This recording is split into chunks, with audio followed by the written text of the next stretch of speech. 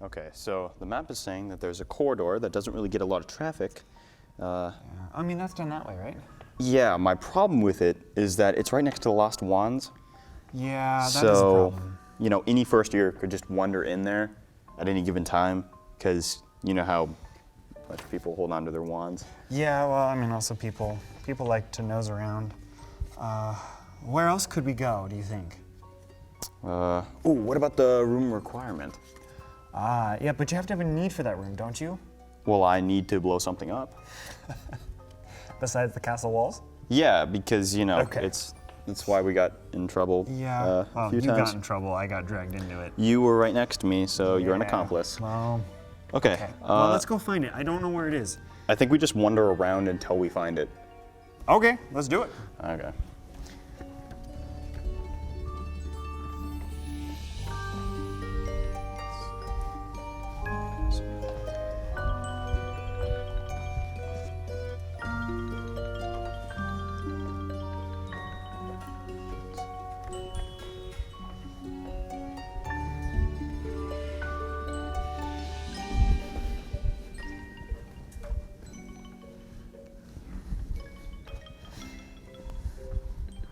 I don't know. We've been wandering around for a bit. I don't know where this room could possibly be because it doesn't appear on the map. Yeah, no. I don't see it anywhere. Yeah, I don't know. Do you know anyone that could find this thing? I don't know. We could ask around, but then people are gonna know what we're doing. Yeah, we don't really want that. No. Um, We could try sneaking off the grounds. what, to like the Forbidden Forest? Yeah? That Sounds incredibly dangerous. There's like Yeah. spiders and all sorts of stuff probably in a there. bad idea. Oh, hey. See that? There's like a, Yeah, I do. it's like a side room. It's that. Down that way. It's that yeah. way.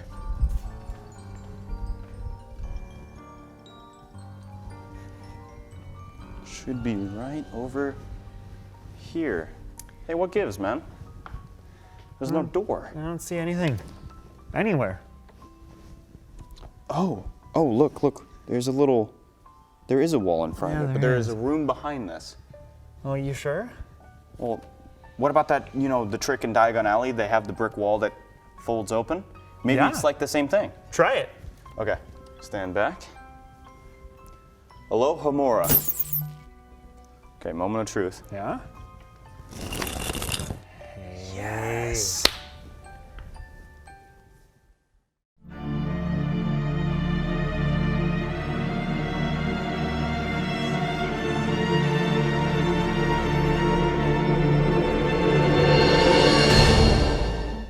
Well, this room's a little bit small, but I think Yeah. it'll do for like a 2-minute history. Yeah, absolutely. All right, I'll kick things off. Sounds good.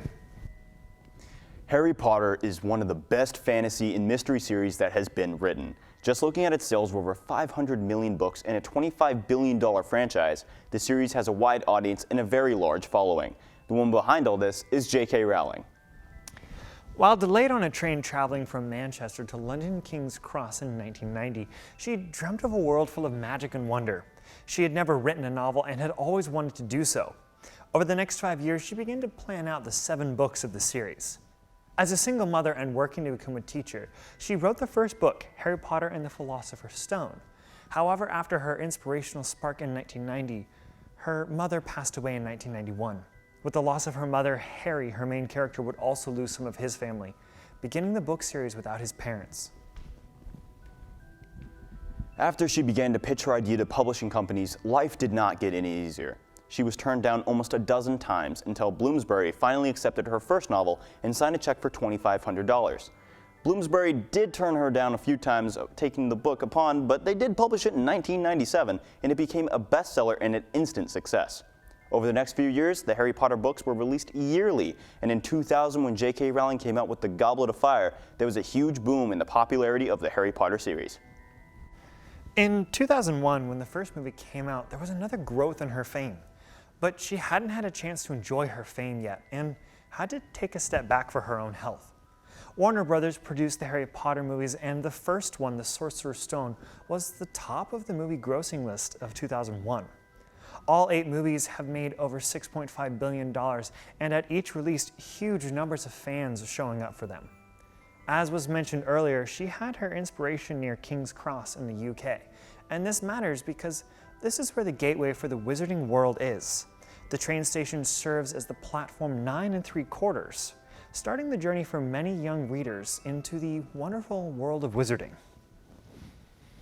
All right. Well, I still think that this room is a little bit too small to practice the spells in, but we at least got that 2-minute history in there. I love the stuff on the walls, though. It's really great. There was a lot to look at, but Yeah. I still think we need to move on and find a bigger spot. Let's find a bigger room.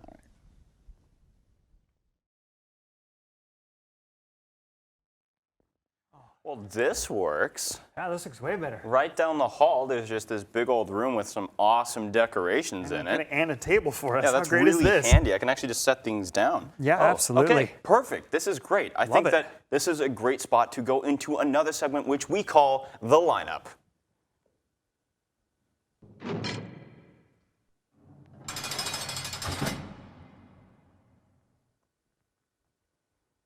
Now, throughout the wizarding world of Harry Potter, there are a ton of fantastic characters, from Severus Snape and Draco Malfoy to characters like Neville Longbottom.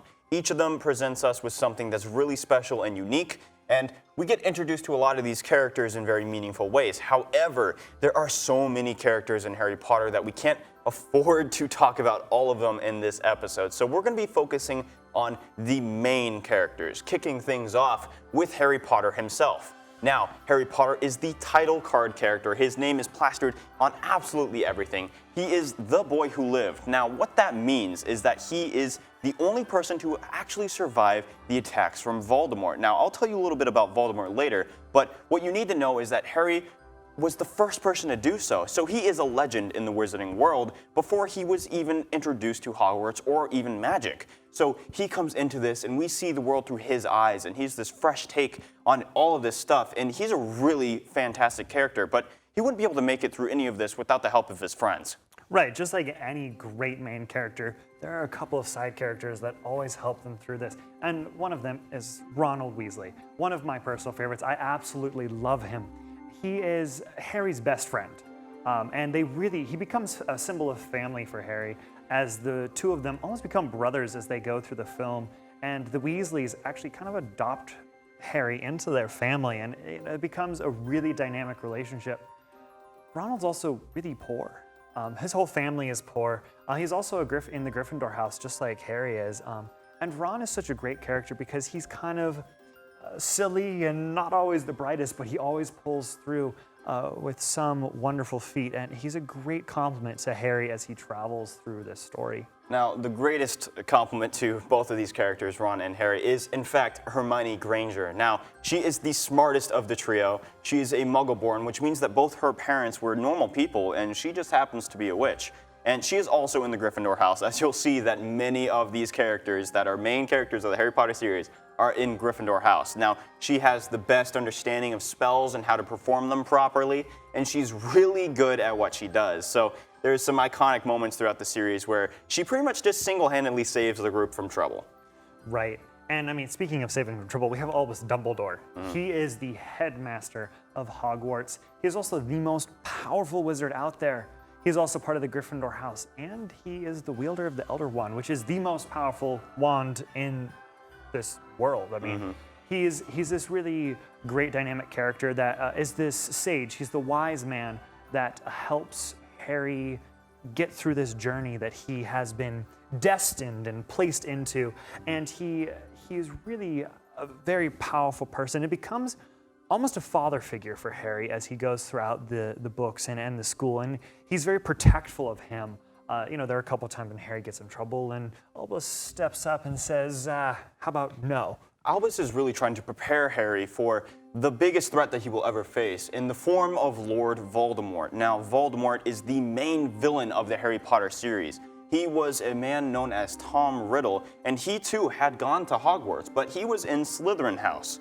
Now, what he did that was beyond any other kind of threat at the time, which includes some other villains that are in other series, but he took his soul and he split it into 7 pieces, and things called Horcruxes. Now, what Horcruxes are an item or a thing that you inject your soul into, which essentially makes you immortal. And doing this means that if your body is killed, then you can come back from that object and live again. We see this multiple times throughout the series as they go on the hunt for these Horcruxes. And it's kind of like the main MacGuffin is finding these Horcruxes and trying to defeat Lord Voldemort. Right, and he is the epitome of evil. Like, he is really, truly an evil character and embodies all of the chaos in Harry's life. And, of course, they are so heavily intertwined with each other that, they're really both main parts of the story. And Voldemort, the person who shall not be named, is in pretty much all of the books and all of the movies except for, I believe, the third one. Yeah. Now, Voldemort has like a very big presence in the series, as long as these other 5 characters. Now, like I said, we would have liked to talk about so many more characters, especially like Snape and Malfoy, but we are going to have to take a quick break, and when we come back, we are going to be talking about magic systems.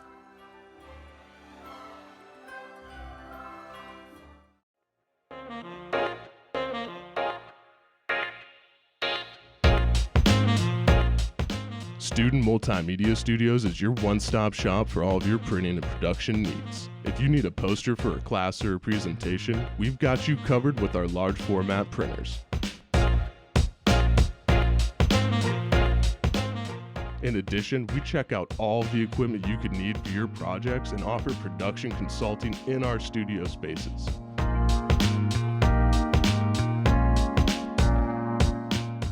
Making a video or taking photos for a class? We have studios for photos, videos, and audio.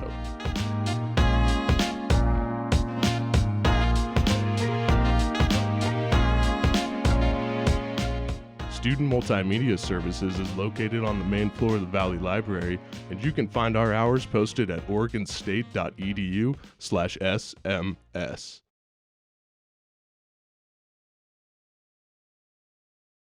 Welcome back, guys. Now, we wanted to show off a little bit of the magic of Harry Potter, because there are magic systems in the world of the wizarding world. There is such a wide number of spells and a bunch of spells that do so many different things. And a lot of spells that actually do the same things, but but those spells that do the same things, they all have their own nuance and their own reason why you would choose that spell over the other couple. Yeah, I'm personally a big fan of Reducto. Reducto's a great spell. I'm not a fan of that because last time you blew up my walls.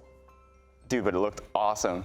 Yeah, but I had to put them back together, and I didn't enjoy that. Hey, well, I got practice blowing stuff up. You got practice fixing stuff. Fair enough. All right, so what kind of spells do you think we should show these guys? What if we just start off with a quick and easy Lumos? Oh, yeah. I think absolutely. Why would you need a flashlight when you have your wand, which can do pretty much everything? So Lumos, all you have to do is just Lumos. See that? Creates this little ball on the end of your wand that generates light, and it makes it easy so you can see in the dark or do a bunch of things like that. There's different variations of the spell that allow you to make them bigger, create more light, or you can have them hang in certain instances, doing fun things, up in the air. We see Dumbledore do that. Yeah, I'll tell you, I got rid of my flashlights after I learned how to do that because why would you ever need a flashlight? Yeah, why would you need a flashlight when you can just use Lumos? It's a really handy spell. And then you don't have to buy as many batteries. Yeah. Okay, what other spell can you show these guys? What's something good? What? I think we should do Accio because I have no clue where I placed that herbology bag. Dude, we put the gillyweed in that bag. I know we did. So that's why I think we should use Accio. Yeah, bring that here. So what Accio does is that it summons an object. I'm going to put this down so that way when I tell you an example, it doesn't just summon something to me. Yeah. If you say Accio and then repeat the object that you want, say that you wanted your car keys, you say Accio car keys, and then the object will come flying out of wherever it was and directly to your person. So it's really handy for finding lost things, essentially. Yeah, I'd be careful with delicate things though because it just tries to find the quickest route. Yeah. And sometimes things get broken, so be careful with this. And also, we didn't say this earlier, but don't try any of this at home unless you're a trained professional, because we're professionals, kind of.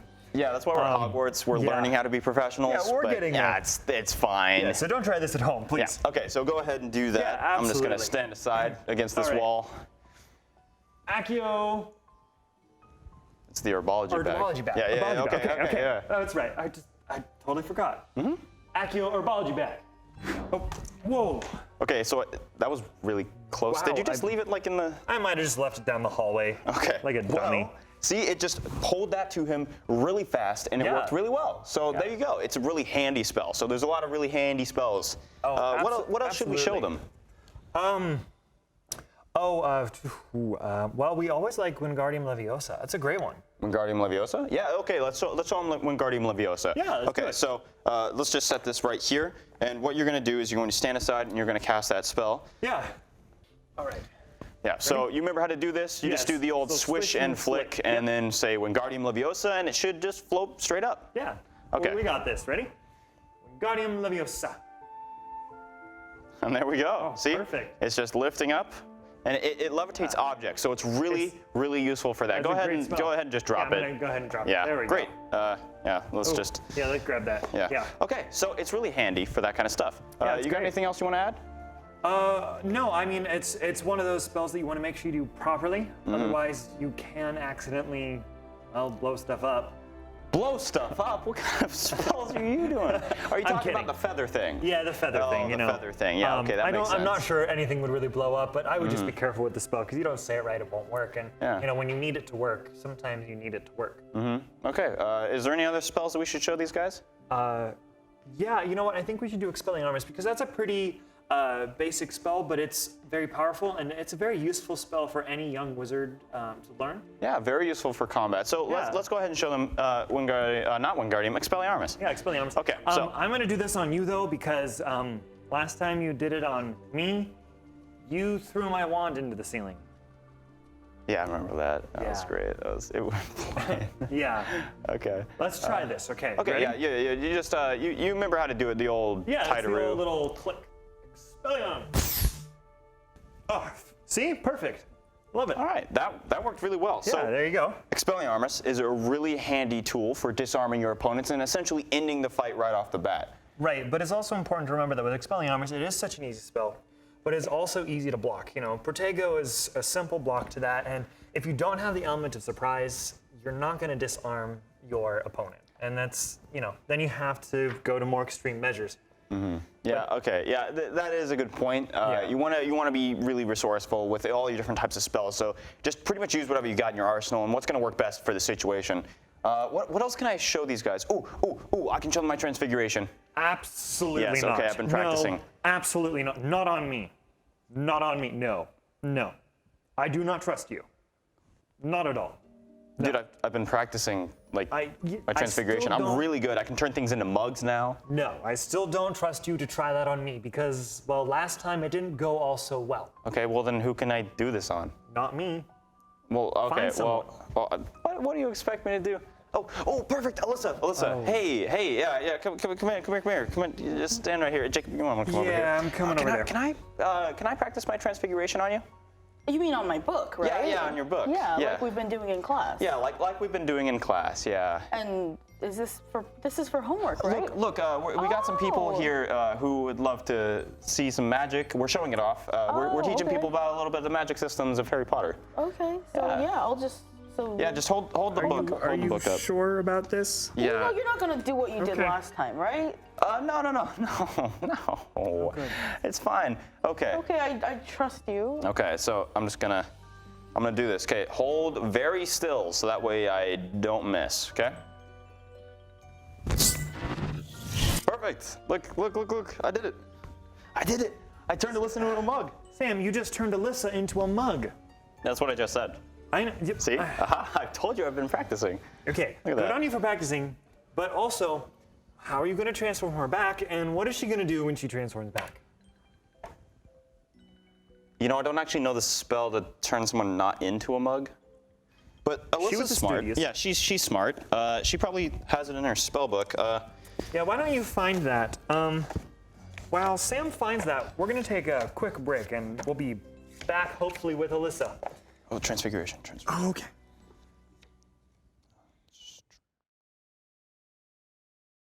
I joined Orange Bee Network as a freshman. I think it was my second week of being a freshman here, and I was looking for an opportunity to get involved in something on campus. And I had done a little bit of high school journalism, not a lot, but I came up here to the 4th floor. I saw the TV studios, I saw the radio booth, I saw all the computers, and I thought, this is super cool. This is something I want to get involved in. and I joined the barometer team as a freshman. I learned so many things that I would have never learned in a classroom. Not only did I learn how to do journalism, how to design a newspaper, how to produce a TV show, I learned skills on top of that that are definitely going to help me in whatever I go do with my life. These past 4 years, OMN has meant to me to be a place where I can come and be myself, where I can come and challenge myself, push myself, learn and grow. It's a place where you come up here and you think you know who you are, you think you know the type of leader that you are, the type of person that you are, but you'll look back as a graduating senior 4 years later and think, wow, I am not the same person as I was when I stepped on this floor the very first time as a freshman. My name is Lauren Sless. I am the producer of Spotlight at KBVR-TV at Orange Media Network.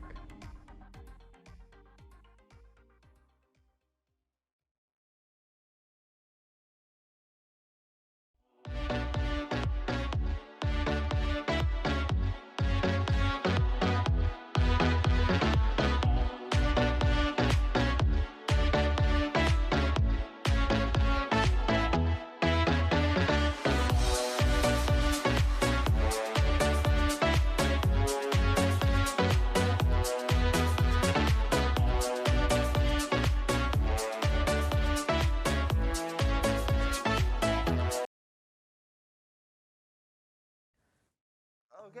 I can't That was a good one. believe you. That was absolutely not. You That was said a you smack. wouldn't. Hey, you have to admit though, it was really cool that you were a mug. Like you were actually an object. You're back in one piece. Be glad that you turned back.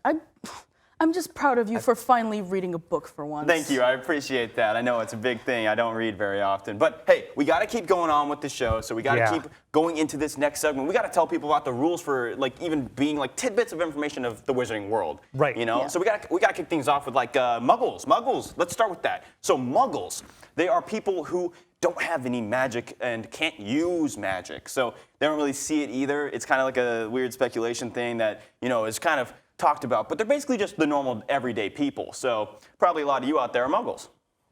Right, most people are muggles. And then we have purebloods. Now they're kind of like the aristocracy of the Harry Potter world. They're kind of uppity. They think of themselves in a very high light because they are pure lines of blood. You know, there are no muggles or anyone else being mixed into their bloodline.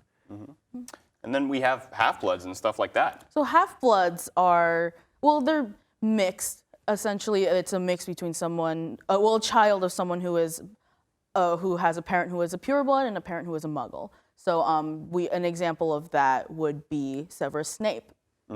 Yeah, Severus Snape is one of those characters. Now, someone we would have liked to have talked about more, I restate again. But then also very important is the mudbloods. Now, mudbloods is if you were born from 2 muggle parents and you just happen to be a witch or a wizard. So, like I said earlier, Hermione is one of those characters like that. So, you know, there's important stuff. And then there's like fulls and squibs and stuff like that that are also kind of interesting. And with squibs, it's important to remember that they can see magic, they just can't practice it. And muggle is often used as a derogatory term for non-magic users. Mudblood as well. Yeah, it's not the nicest thing to say to someone, and it's used as an insult in the books and the movies by a few of the characters as well. Yeah. Moving on to talk about another important piece of the wizarding world is the Ministry of Magic. Now, what the Ministry of Magic does is it's the government of the wizarding world, primarily focused in the European section, as they operate out of there and control a lot of the stuff that happens there. And they're in charge of creating the rules for what's acceptable and what is not acceptable within the wizarding world and what you can or cannot do. And they set up a lot of the stuff for underage magic. Right, underage magic is really important because you don't want people that don't know how to use magic to be out there blowing stuff up or practicing magic that they're not fully equipped to use. And so there are some pretty strict rules about under the age of 17, you're not allowed to practice magic at all outside of school grounds because in school grounds, there's people to teach you how to use magic and how to properly handle that. Yeah. And talking about schools, we have Hogwarts, of course, which is one of the most important schools throughout the series, as this is the school our main characters go to. But there's other schools around the world. There's schools in Russia, I think it's Durmstrang, and then there's a school in France, which I dare not pronounce. It's Beauxbatons. Or if you're British, it's Beauxbatons, which I never understood, but you know, you get the idea. Okay, well, there's a lot of schools. There's even schools in America that we see kind of show up a little bit in the Fantastic Beasts series, but we won't have time to talk about that in this segment, so we're going to save that for later. Right, and then, you know, as in all schools, there's a great school sport. And so we have Quidditch, which is like the equivalent of football, but it's a very different game with a lot more balls, and there's flying brooms involved, and beating up your opponents, and a crazy scoring system where one ball can finish the game. Yep, the Golden Snitch yeah, can the just Golden end the entire Snitch. game in one go. But it's a great spectacle to watch, and in the movies, they do such a good job of making it entertaining to watch, and it's really something that is really prevalent for a lot of the characters, and it's a big deal in the Wizarding world. Yeah. Speaking of really like big deals in the Wizarding world, we have the Tri-Wizard Tournament. Now, what this does is each of the schools that we talked about, so like from Russia, France, or England, they all have competitors that go and compete in the Tri-Wizard Tournament, and the winner takes home the Tri-Wizard Cup, which is actually really cool looking, and I would love to have me one of those, because it basically signifies that you're the best wizard of your age, which is like, you're basically the most powerful person, and it's like a huge badge of honor, and it's for only people who are in the schools. Right, but I mean, not just good magic in the worlds, there's obviously darker magic, and I think Alyssa knows way more about that than I do. Well, obviously, I've read a lot about it, you know.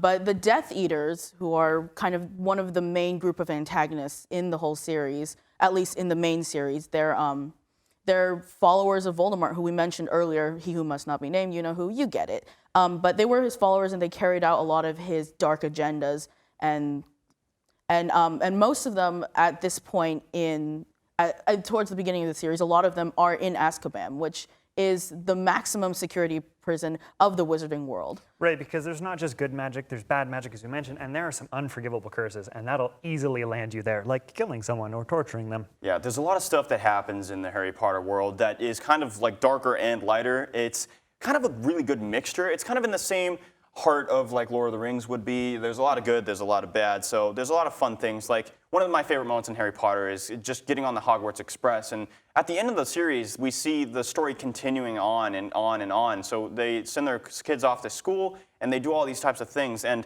that really leads me into talking about our next segment, which we call Spin-Off.